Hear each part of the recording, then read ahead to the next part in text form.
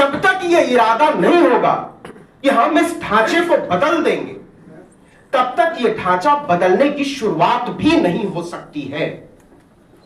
आप देखिए, गौर कीजिए, इस देश में डेमोक्रेसी का क्षरण देखिए, लोकतंत्र का अवमूल्यन देखिए और बाबाडम का विकास देखिए।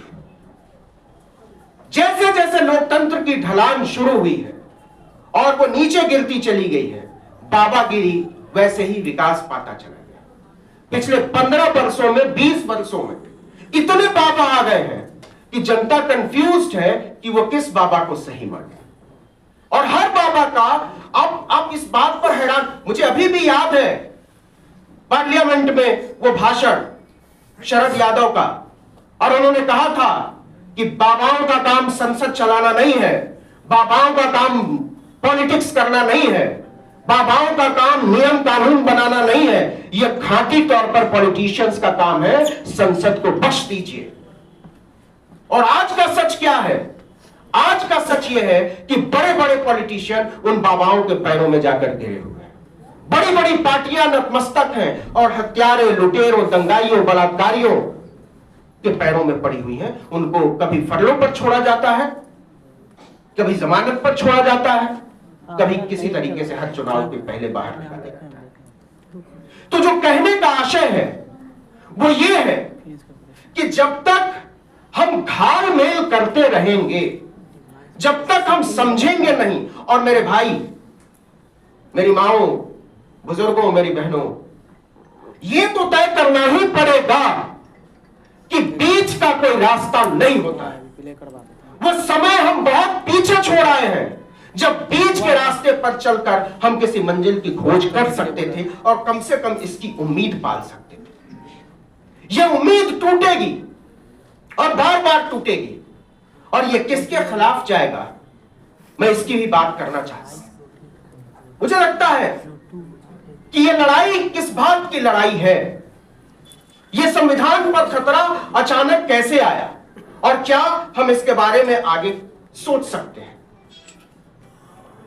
तो मुझे लगता है कि यह लड़ाई बहुत लंबी लड़ाई है, और यह किसी एक पार्टी, किसी एक समूह, किसी एक जातीय वर्ग, किसी एक चेतनाधारी समाज की लड़ाई नहीं है। इस लड़ाई को सामूहिकता में देखना पड़ेगा और सामूहिकता में ही लड़ना पड़ेगा। क्योंकि जब मैं देख रहा हूं अपने आसपास के लोगों को और बनते हुए समाज को, तो कोशिश करता हूं समझने की कि वो किस चीज को बचाने की कोशिश कर रहे हैं।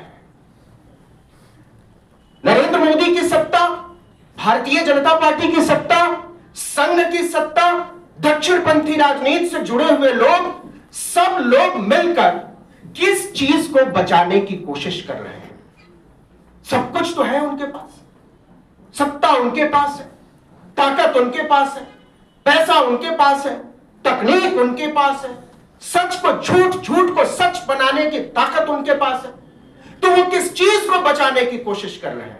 तो मुझे सिर्फ एक जवाब मिलता है, वो शोषण युक्त समाज की व्यवस्था को फिर से बनाने की कोशिश कर रहे हैं।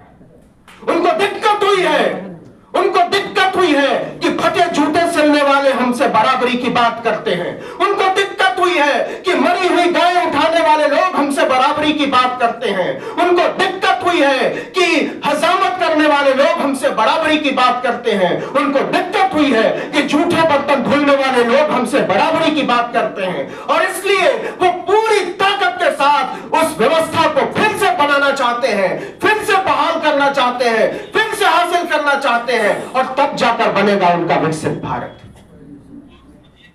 जिस दिन से बराबरी की मांग तेज हुई है, जिस दिन से सामाजिक न्याय का आंदोलन मुखर हुआ है, जिस दिन से गांवों के बच्चे बच्चियां बाहर निकलना शुरू हुए हैं, उस दिन से बहुत जरूरत महसूस हो रही है विकसित भारत बनाने की। एक ऐसा भारत जिसमें भ्रष्टाचार सदाचार हो, एक ऐसा भारत जहां बराबरी सबसे बड़ा अपराध हो और बराबरी की मांग उससे भी बड़ा अपराध है। इसलिए मैं कहना चाहता हूं कि समग्रता में चीजों को देख